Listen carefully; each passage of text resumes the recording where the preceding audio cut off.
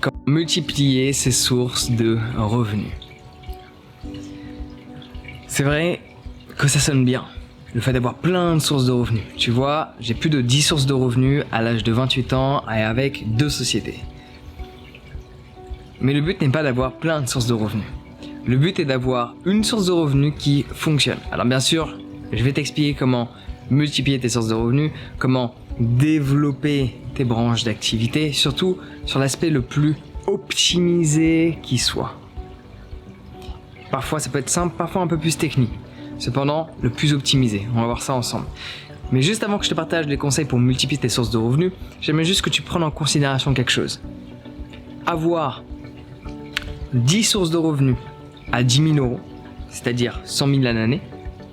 Si tu fais 10 000 à l'année sur une source de revenus, 10 000 sur la seconde, 10 000 sur la troisième à l'année, ainsi de suite, ça fait 100 000 euros.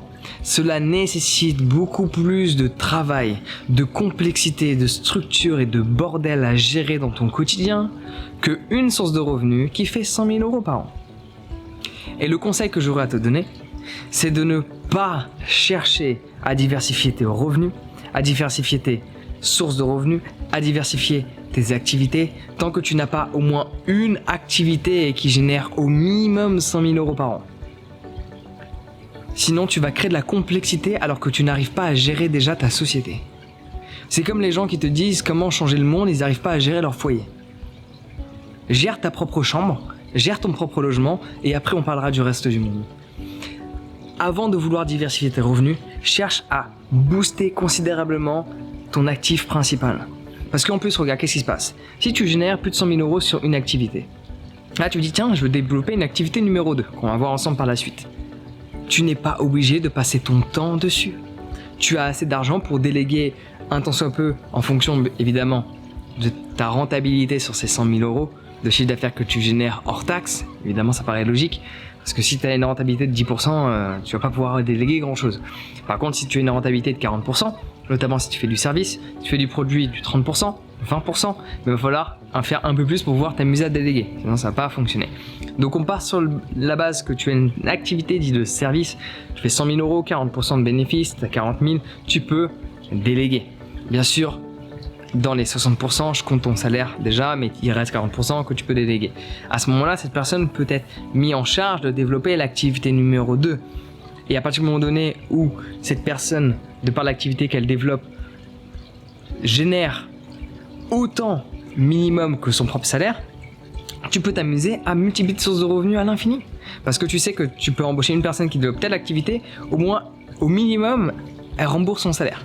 Bah du coup, tu peux le multiplier et toi, tu peux passer très peu de temps dessus. Que si tu cherches à multiplier tes sources de revenus et passer autant de temps que ton activité numéro 1, tu vas pas t'en sortir. Ton temps est limité.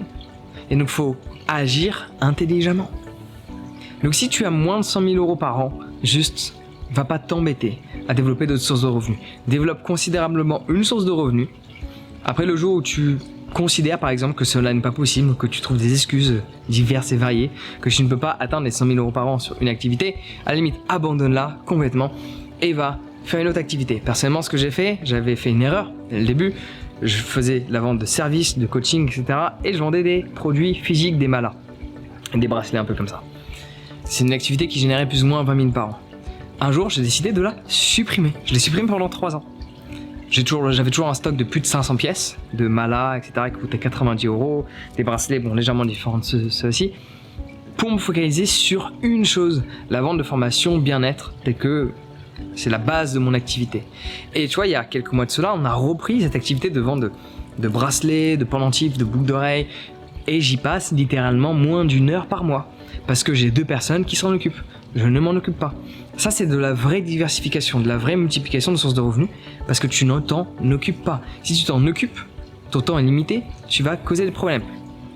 Dernier point essentiel, si tu veux vraiment multiplier tes sources de revenus et de le faire de manière très intelligente, évidemment, ça va dépendre de ton activité. Si tu veux qu'on en parle de manière plus précise, tu peux réserver un coaching avec moi et on va optimiser ton activité et voir quelle est la chose la plus optimisée qui soit. Pour prendre un exemple simple, une des choses que j'ai faites dans mes 10 sources de revenus, j'ai de l'événementiel où je fais des retraites de yoga, notamment, avec des conférences que j'ai mis de côté, etc. Mais des retraites de yoga, pour te simplifier la vie.